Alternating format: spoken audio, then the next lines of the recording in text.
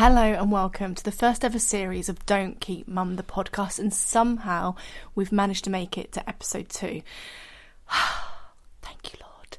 And this week we've even managed to hoodwink my mum into being on the parenting panel. I don't know how we did it, but the truth is that what we found last week after we recorded the first episode was that we just really enjoyed it. This isn't polished. It's not prepped or planned. I've got pee on my lap right now while I'm recording this. But it's real, and we're enjoying sharing our stories with each other and with you, and we hope you enjoy listening. Let's go.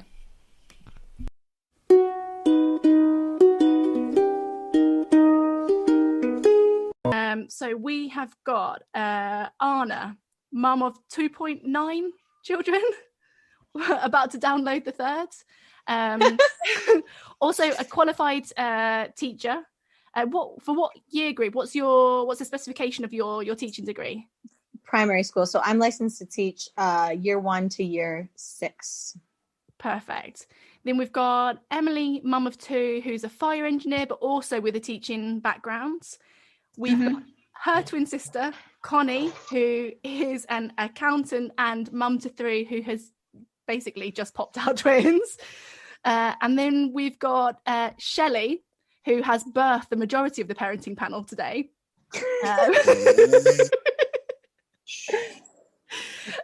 Retired midwife and my mum. So last week, for the guys that weren't here, we're doing like Sesame Street letter of the day. And last week was we had, was it antenatal classes, activities for kids, autonomy, and arseholes. So that were our A words last week. And this week we're doing the letter B. So we'll start with Anna. What's your word? I'm so glad I got to go first, because when I thought of B, boobs. Yeah. Because no matter what your choice is for feeding your baby, your boobs are never the same, and they are these unpredictable things in pregnancy and after pregnancy and weaning kids that after you've breastfed them, and they're just like, it's blown my mind how much my boobs have changed through all that, through motherhood. Yeah, and how much they can control your whole body. Like, I had no idea what mastitis even was, or how it could affect like your whole being. Yeah, I've had that twice, so I've had it once with each kid. But yeah, I think. Well, and there's also like the really, I said it all in a really negative way, but it's also super cool. Like, there's so much stuff I didn't know before I like breastfed my kids and stuff. I didn't know that like your body adjusts to their needs, and I mean, they're pretty magical too. So yeah, once you get it right, it's great. It's just getting it right. That's the ticket, isn't it? Yeah. Because you never use them though, do you? until that point. Like, you spent your entire life like strapping them down and kind of like just keeping them hidden away, and then all of a sudden you've actually got no need to show off. All of a sudden you've actually got to like manually use them to like plug somebody in and let them charge. Like, it is a bit mind-blowing.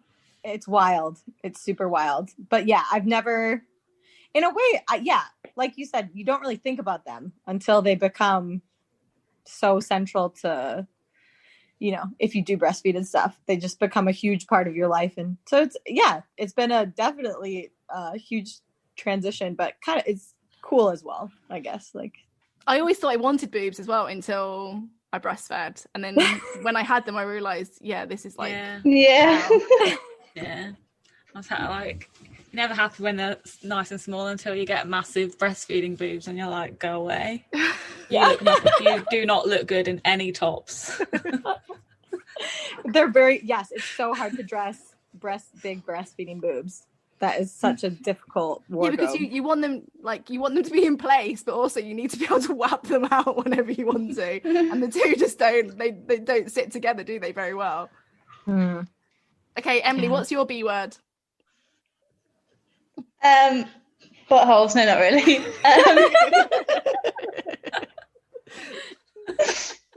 Belly buttons on the same line. Belly buttons don't ever go back to normal.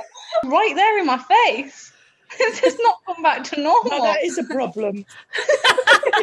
It's huge. I think you should have started that with, wait, what's your belly button like? And then Maybe yours is like, it's not normal. everyone's like, Maybe it's not as huge as I think, but like it's definitely not what I remember it.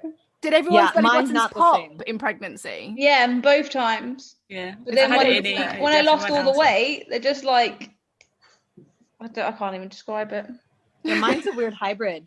It was an innie, and then outies in pregnancies, and then now it's like, or like when it, and then well, I don't know. We'll see what happens after this pregnancy, but it was like It'll be a not really wavy an innie, not outie. really an outie, just kind of this weird pancake. Yeah, that's what I mean. Just like a flat Yeah.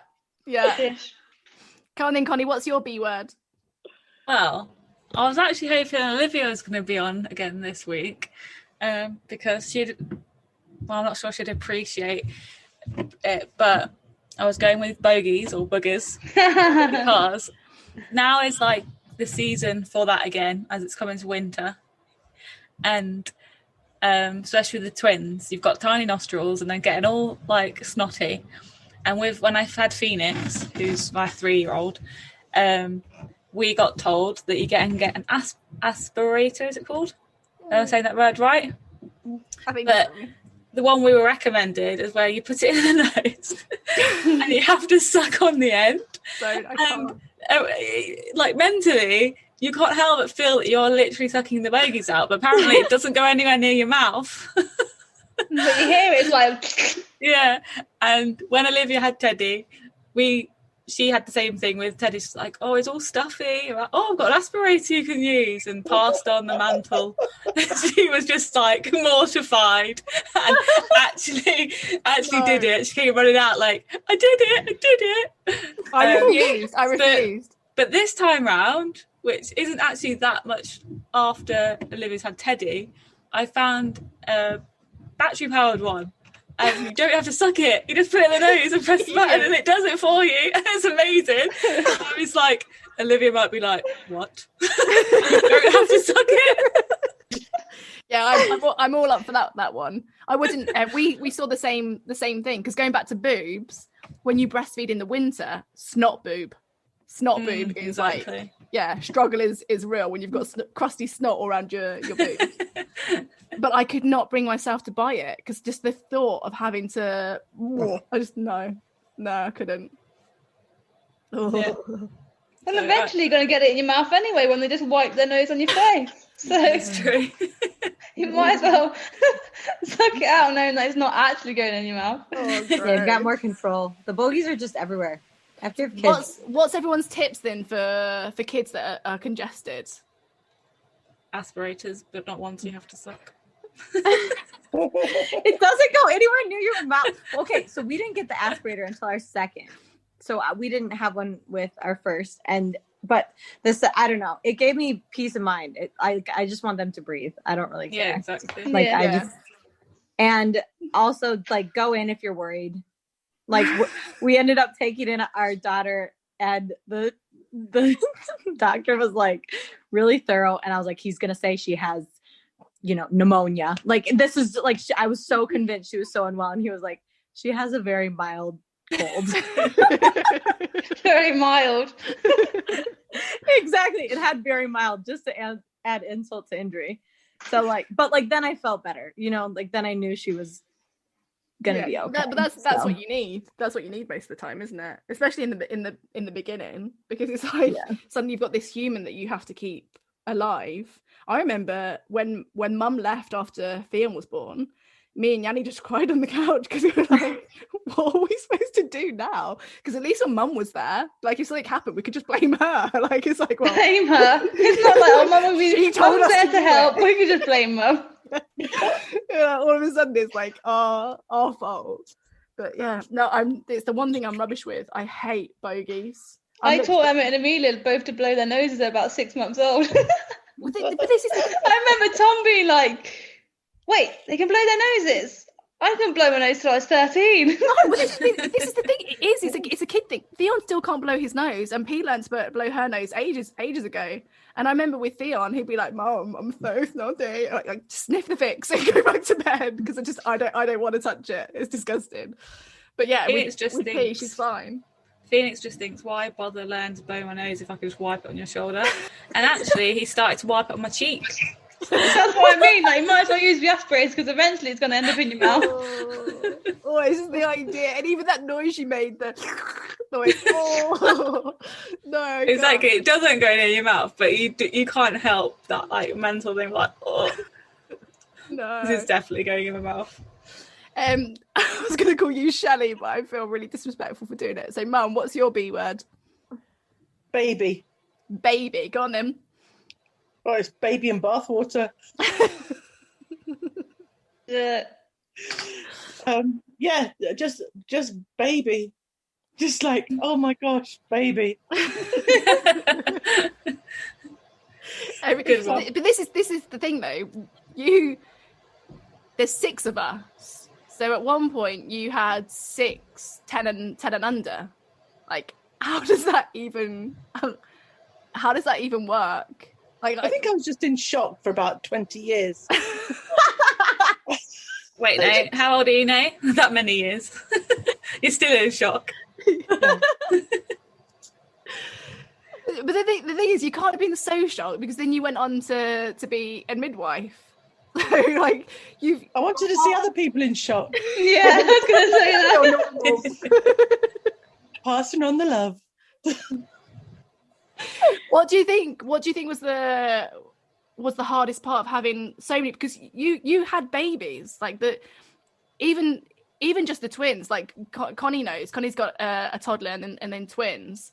She's got multiple babies. But you had the twins and then another baby, and even Tom. Yeah, I still class Theon as a baby. You know, he's 4. Oh yeah, like Emmett's just as needy, and he's 5, so Tom would have been that age. Yeah, exactly. So you had 4 babies. Oh. Yeah, like what were you thinking? How did you do it? TV was really crap in the 80s, wasn't it?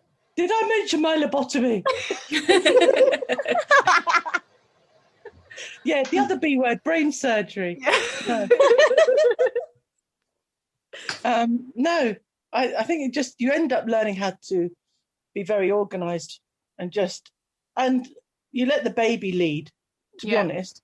And that was the only time I let you lead. But you just, if the baby is hungry, you feed the baby, and that's, And do you think that there's a big difference in kind of like what the acceptance was for a mum in, say, like the 80s and 90s compared to now? Because I think you've always said that to us. You've always said, like, you need let the baby lead, and like the baby will tell you what it needs. But I feel like so much now, especially like with most of us are working from home with kids, you are, as a woman, like maternity we're given maternity leave, and that's supposed to be like a big thing that we've earned. But maternity itself, the period that you're given, isn't that big anymore. Like, I feel like in the 80s you were allowed to be a mum, and everyone accepted that in itself was like a full-time workload. Yeah, to a certain extent, but I think throughout the ages there's always been opposing views on parenting. You can, the sort of like when I was little, my mum said that she had the struggle of, they used to say, just ignore the baby, you've got to be the boss, you've got to be in charge. So I was left at the bottom of the garden screaming my head off. And if I was hungry, it's too bad, it's 4 hours to the next feed. Do you know what I mean? Seen and not heard. Yeah, well, not just that, but the parent had to sort of assert their authority on the child. Yeah. And so then to sort of have child-led feeding, baby-led feeding, it was that sort of like went against the grain for a lot of people. So to say, the baby needs to tell you, used to be, I'll tell you when. I'll tell the baby when. So to have it the other way, and So to work or not to work, or to do what, it's controversial. You just have to work out what's good for you, because you're the one that's living with it, nobody else. You can't ask somebody else to make your bed for you, and you can't allow someone to do that for you, because you're the one living with it. So whatever you decide, whether you breastfeed, bottle feed, work, stay at home, it's got to work for you. You know what I mean? And there's no point, if you stay at home with a child, if you're manically depressed because you're missing your work and the stimulation of work and your colleagues, because that's not good either. So like I say, baby, but it's mum and baby, really. Yeah. We had a similar conversation last week with Boo, because we were talking about things that that kind of irritate you, the professionals say, but then later you realise they're professionals for a reason. And one of the things that came up was the phrase "sleep when baby sleeps." And Boo instantly was like, I hate it when people say that. And I said to her I was the same, but now I get it. Like, if you don't sleep when the baby sleeps, then you don't ever sleep. And it's for her, she was saying, but if I sleep when Teddy sleeps, who's going to clean the house? Who's going to do the laundry? And it is true, because we're expected to have all these things like perfectly sorted out. But the fact of the matter is, when you have a baby, that shouldn't really have to be your priority, should it? Yeah, but the thing is, the baby in the first couple of weeks sleeps about 20 hours. So nobody's expecting a human being to sleep for 20, an adult to sleep for 20 hours. Yeah. So you can save a good 6 hours for washing those pots. Lucky old you. You know what I mean? But I could sleep for 20 hours, for the record. I could sleep out the rest of 2020. But it's just utilising that time, isn't it? It's like if you sit up doing stuff when the baby's asleep and then the baby's awake, you're not going to be able to. And there's all sorts of issues. And that's impossible after round one anyway. Like once you've got 2 and more. Yeah. Yeah, once you're doubling up. Yeah. It's surprising though how you get used to sleeping, used to functioning with so little sleep. Yeah. Oh my gosh. That was such a shock in parenthood for me, because I really liked my sleep before parenthood. And you just figure it out. You just have to figure it out. Yeah. It's that moment where you realise that the parent friends you had when you were single weren't being patronising assholes. They were just like being like actual superheroes. Because I remember like saying to like my friends that were parents, like, I'm so tired, and they'd be like, yeah, whatever. Yeah. And like realizing that actually, that I thought like working full time was tiring, but it's nothing. But when they say find time for yourself, I always find I manage to stay awake, even when I'm tired, because when it's for the kids, like the kids are awake, so I have to be awake. Then you do the whole find time for yourself. You sit down to do something, and that's when your body goes, now you go to sleep. So you're like, pick up some knitting or, start to watch something, and then your eyes just go, it's like, no, time for yourself is sleep. That is your time. And Mum, do you think that did you notice any difference in having kids in your 20s versus having kids in your 30s? I was more relaxed. By the time I got to 30s, I chilled out about a lot of things. I used to be so sort of, I don't know, uptight about, was I looking like I was on it? Was I looking like, I was sort of managing, was I looking like I was coping? And, then by the time I had Boo, I was sort of like, so if somebody walks in now and see I'm covered in spaghetti hoops, who cares? Yeah. Isn't that all of us though? Don't you all find that like we've all had one and now gone on to the next, and we're all probably found we're a lot more relaxed with our seconds or thirds. If someone turns up on the door and invited, I'm like, you wait there until I clean the house, sorry. Yeah, there is. I'm still pretty uptight. No, but I mean, like, as in, like, I go to things you would do. I have to do this, or I have to do that with the baby, or I have to like. You kind of like, oh, they're okay. I think some of that too, Connie. I think some of that too is confidence. You're like, you survived, didn't you? Like, yeah, like you were saying with like the first baby, where you went and they said it was just a mild cold, But like for you, that was like a complete catastrophe, like first time, but then second time it gets easier. Or even the second time, if like the first cold they get, it's scary, but then the second time they get a cold, you're like, well, I know what it is now. Yeah, so you feel more in control. And there are things that, like, even silly things that happen that are natural, but because you've never been taught about them, when they happen, you're like, what the hell was that? Or like, why does that happen? You know, or why do we have to do that? Even little things like they called us in to go and do the flu vaccine thing, and I didn't know that this year they were doing like double. It fell on when he had to have his toppers, Joe, for going into preschool. Oh right, yeah. So they did like the jab in each arm and up the nose, and I was like, I was not ready for this. We did not discuss this before we came into the surgery, and it's because for them it's like normal, isn't it? They're doing that every day as a doctor or a nurse, so you don't have those conversations ongoing. You just learn on the job. Whereas like with P now, I took P in to go out. I was like, I took her in. They sprayed up the nose, and I took her back out and went on and got on with it. But yeah, it is. It's just, I guess it's learning. I think as well, when you're younger and you have your first, you have all these pseudo professional people, all these people that think that they know what's what, willing to tell you how to do everything, how to tell you stuff, and they queue up almost to tell you how, you know, what you should be doing, what you shouldn't be doing. I think by the time I was 30 and I'd got 6 children, there were very few people willing to queue up and risk telling me. Yeah, that's it. It's like, what can you tell me that I don't know right now? Yeah. I'll never forget, Shelley, when you told me, or I was reading I had like a month by month book for like baby's development. And I did read a lot before I had my first, and I did read a lot of stuff as I had him. But I remember mentioning to you that it was like kind of stressing me out. And you were just like, you don't have to read that book. Like, stop reading it. Like, your kid is completely beautiful and you're doing a great job. And I was like, oh my goodness, I don't have to read it. Like, it was, you know, it's like that advert for home yoga. Exactly. It's cheap and you don't have to do it.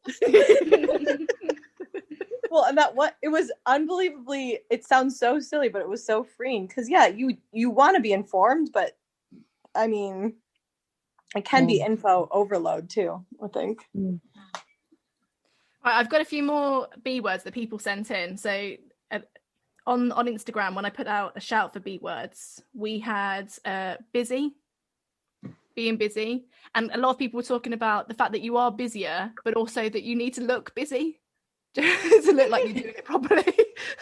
You know, if you find things easy, and we discussed this last week as well, that a lot of people's negative interactions that they have with other parents is because we all are judging ourselves and each other constantly. So a lot of people were saying about, you know, trying to look busy and like, you know, you are managing everything. But maybe even that, like, whole, when you say you're a full-time mum, and some people feel as if like they're being judged, like that's not the job, but it is, like, it's a 24/7 job. But then if you sat down for 5 seconds, suddenly, well, it's not that hard, is it? You're sitting down. But who, even like, you know, in an office job or just any job, doesn't get a coffee break or you know, 20 minutes to have a chat around the microwave or something? But like, if you're a mum at home and you sit down, it's like you have to explain yourself. Why have you sat down for 5 minutes? You know, that sort of make yourself look busy, because you have to prove it's a job. Yeah, when you work at Con, I think she's asleep. She's so She's just like, nobody can see this, but Connie is doing this with one of the twins in her arms, and she's so beautiful. She just nodded Connie. off to listening to everybody ran. She's so gorgeous. She doesn't like our chat. If you work in an office, though, you get to go to the toilet without an audience. Yeah. You get to eat your dinner warm. You get to have hot cups of tea. You know, I think like if you manage to get like a 20-minute nap once a week, like, you know, if you're lucky. I remember going back and being like, I can wear like pretty clothes again because I won't get barfed on. That's how I was. I still do it on work days, even though I'm working from home. I'm like, I can put pretty clothes. I sit in my front room in pretty clothes.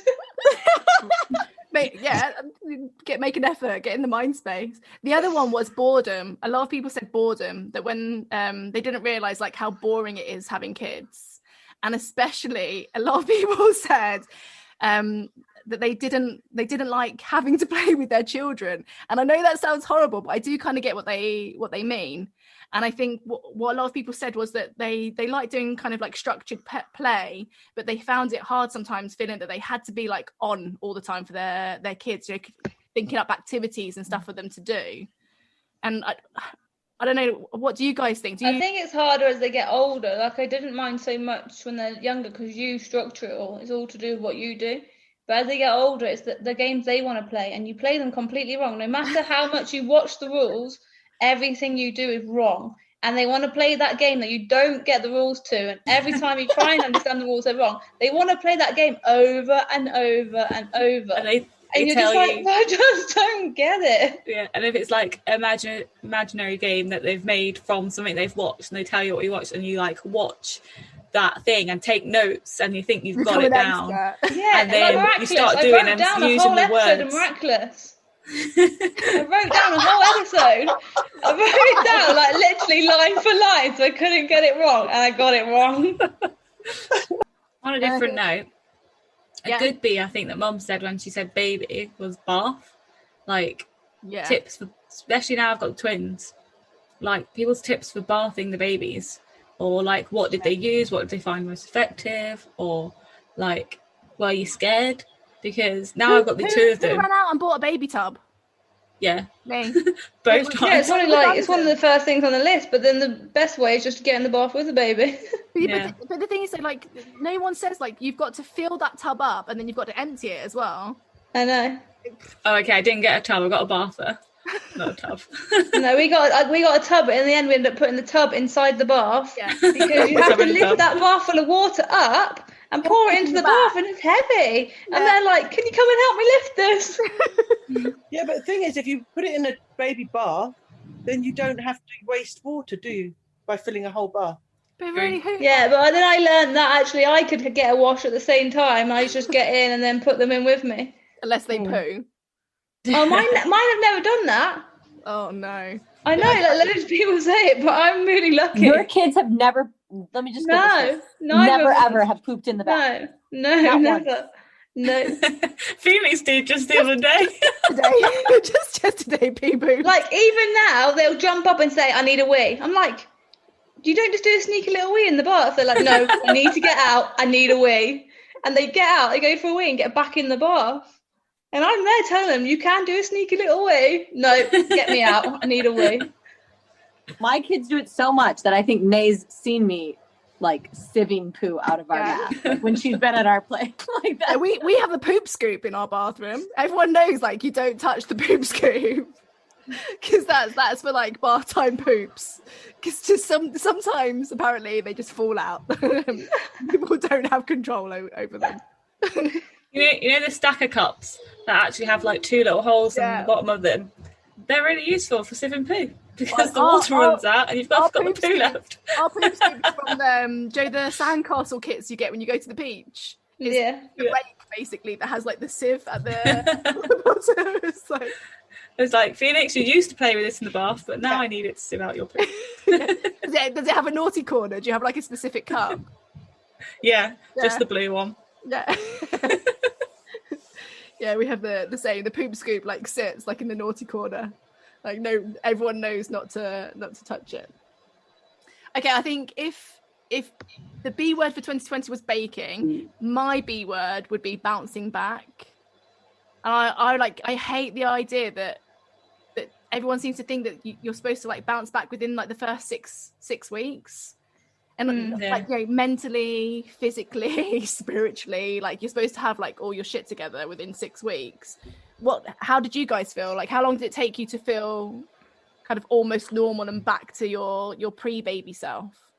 It was really weird with Emmett. Like the first one, no one else had kids and stuff like that. I didn't really know what I kind of felt like I was expected just to go back to normal straight away. Yeah. And then there was so much in 2015. Like 2015 wasn't mine and Emmett's year, even though that was the year he was born. It was so many weddings, like, you know, hen do's, me going everywhere. And it was just like, yeah, if I could do it again, I would have focused on it a bit more, and then probably wouldn't have got mastitis about 5 times. In that breastfeeding journey might have gone a bit better. But yeah, it was a bit different. So then obviously with Amelia, it's like, you know, it's me and Amelia, and then everyone else can work around that sort of thing. Yeah, I think when because we had a miscarriage before we had Theon, and I think that really like threw me, because I just assumed those things didn't happen to like us. Do you know what I mean? Like, it's not, it just wasn't in my mind that was a possibility, even though I know that like it can happen to anybody. But I was pregnant and working, and I remember just thinking that like my brain just doesn't feel like it can be clear. Like, I don't feel like I can be clear of guilt, because I just don't.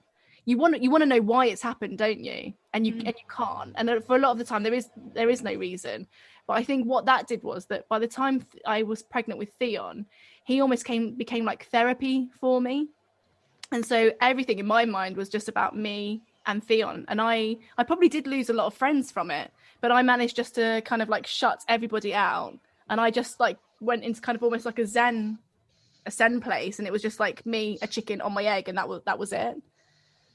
And possibly with that's really that's why it's the reverse, do you know, because I didn't get that. I probably felt more like Emily, that like the world started spinning faster again, and so I didn't have time to keep up with her. That's so interesting, because I had the exact opposite. I think I think some of this too, like, I mean, obviously there's a lot of hormones, like the birth affects it, like where your life stage is at, like there's so many sensitive parts that can affect like how you're doing in a lot of ways. And I think after my first, I kept it together, but I was very, very overwhelmed. I was very shocked at, you know, I hadn't really thought about how everything would change as a parent. And then I didn't realize how shocked and like deer in the headlights and worried and everything I was until I had my second. And I was like, oh, like this is what everyone taught, you know, because people would say, I mean, all well-intentioned things, but people would say stuff to you like, and you're just so in love, and and of course I loved my son so much, but I was really, really shocked. And I think like there needs to be lots of room for lots of different experiences. And I can appreciate like some friends have been really candid with me, and they've been like, like I didn't feel super connected right away. Yeah. And I didn't worry about it, because I knew that like sometimes that happens, or like that can be normal too. I guess is like and you don't, different babies, different experiences. So normal. It is. It's so normal, particularly with your first one, because you're going through such a big period of adjustment, and adjusting. It's a big thing. Yeah, when you find a partner and you settle down and you're living with somebody, you have to adjust to sharing and caring for somebody other than yourself. But this other person can wipe its own backside and look after himself and goes off independently for a little while and leaves you to your own brain space. But then when you have a baby, it's all consuming, and that is one big adjustment. You don't have to just think about somebody else. You have to you're giving up sleep time and eating time, and you don't eat when you're hungry, you eat when you can, and that takes a big lot of adjusting. And sometimes you're so busy doing that, the love thing has to just follow. It doesn't come always as overwhelmingly as people think. And so when you've already done that adjustment with your first, the second one, it's easier, because you've already adjusted to giving and sharing and putting yourself not just second, third, fourth and fifth maybe. You know what I mean? When the dog eats, then I do. I think though, like for me, like with P, it didn't happen in the way that I wanted it to happen. Whereas like with Theon, I think everything just kind of like, even though there were like complications and things happened, things still flowed in a nice manageable rhythm. Whereas with P, I constantly felt not disconnected to her, but I constantly felt like regretful all the time that I wasn't doing it how I wanted to do it. And like, then I'd be so in the moment trying to make it be the right moment, that the moment would then be lost. And I constantly felt like I was on catch up with her and trying to sort it out. And especially having Theon so young, like we joke about like the way that you manage parenting with multiple kids is you choose a favorite. But I literally was like, both of these children are in nappies and they both need me at the same time. And I really, really, really struggled in the early days in a way that I never did with Theon at all. But that's adjusting. Yeah, that's adjusting, and sometimes you have to adjust your view of things. Yeah, and because it doesn't fit, and it's all about adjusting. Yeah, and that's true. And I think there's this assumption that when you then have multiple children that you become like a professional in what you're doing, and you're not. You're always learning and adapting. You're always on the back foot. Yeah. I don't think I have ever bounced back in any sense. I think I've just become bouncy. New.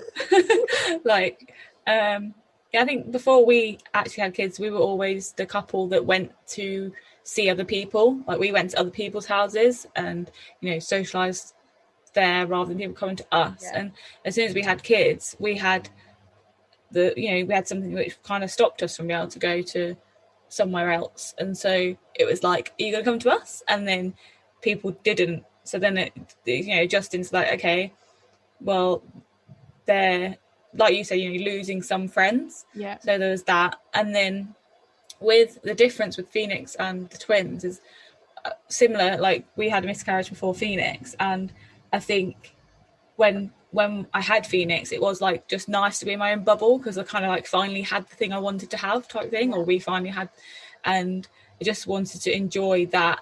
I didn't really focus on becoming who I was before, because I'd become who I wanted to be in a way. And like body wise, bounce back when they talk about like, get your body back. I don't think that's ever going to happen. It's not happened yet. And because I was breastfed all the way up until I had the twins, and we had another miscarriage before the twins. And so, but this time round, I didn't feel like, after the loss and then having the twins, I didn't feel like, I want to be my own bubble. I felt like, actually, I need to get out there more and be a bit more social, and the pandemic has put a bit of a bummer to that one. But this time around, I feel different. I feel like, even though they've got each other, I feel like I need to get them even more socialized, like more out there. I need to put myself out there a bit more, which actually isn't even me. Like, that's not really me. Yeah. So it wouldn't be bouncing back. That's me trying to bounce into even another person, like become someone else, like again. Leveling up again. Yeah. And I think that is like being a mum, isn't it? It's actually, I don't think you necessarily do become who you were before. I think you kind of become a lot of different personas for all the different situations you end up coming into as a mother or in parenthood. Even when school starts and suddenly you're chatting with the mums at the school gates, or chatting to the teachers. You're a million different people well, you are, aren't you? Because you never get your own name again. You're always somebody else's mum. Yeah, I don't think, when somebody actually called me by my first name properly, I was thinking, they talking to me? Well, that's Emmett's favourite way to be cheeky. Sits at the table and goes, Emily. Emily. And he goes, do you want me to call you Mum? No, he doesn't. You can call me from your bedroom. My life, rather than Mummy. He's like, Emily. And I'm ignoring him. He's like, do you want me to call you Mum? Yeah, I got something for you that rhymes with Mum. You are get the mum rounded. Yeah. You see those tokens? They're not there anymore. He's got his little token jar, and if he gets a certain number, then he gets film night. And it works really well with him, but Amelia does not care one bit. Same. She's like, token, shove it up your bum. I don't care. You got to give me film night because Emmett's getting it, and you don't want to see what I'm going to be like if you don't give it to me. Yeah, exactly. Penelope today, she said, "Daddy, you shush it right now." And Yanni turned to me and he went, "I'm just glad that she's progressed from the fudge off." she can have shush it because it's not fudge off. That's what she'd been saying all the week before. Because obviously she'd overheard somebody saying it. Yeah, somebody. Like shush it was mild, but that is her. Like she wakes up, it's like, guys, it's morning. We're hungry. You need to make us breakfast. You get 3 seconds and it's like, now. And Theo's like hiding behind the door like, oh, she didn't say please. She didn't say please. That's why these are making me laugh so hard, because I feel like all our daughters are so similar. Do you think it's a girl thing or a Jenkins thing? I think it's also really hard to be the second. Yeah. True. Yeah, I'm just so happy that you've all had second girls. Talk about the swear words. I remember when we stayed at yours last year, Anna, when we were having the kitchen done, and Tom hurt himself twice, and each time he hurt himself, he said shit. Emmett heard him both times, and Emmett was on Huxley's balance bike, and he dropped it, and Emmett just went shit. And we went, what did you just say? He went, I said shit. We often like, why did you say that? He went, I dropped the bike. He's like, not when you meant to say it.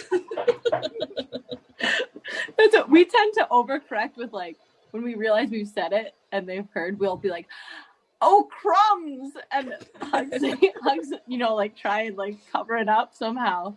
But I've heard Huxley say shit, and I'm like, what did you say? He said, oh crumbs. Shiitake mushrooms. Right, I think that rounds up the second week. So we've done our B words. That means next week is C words, not that C word, Emily. French. Cacao. Yeah, but I will see you all next Tuesday. Bye. Love you. Bye, Mum. Bye, Mum. Bye. Bye. So let's change the world today.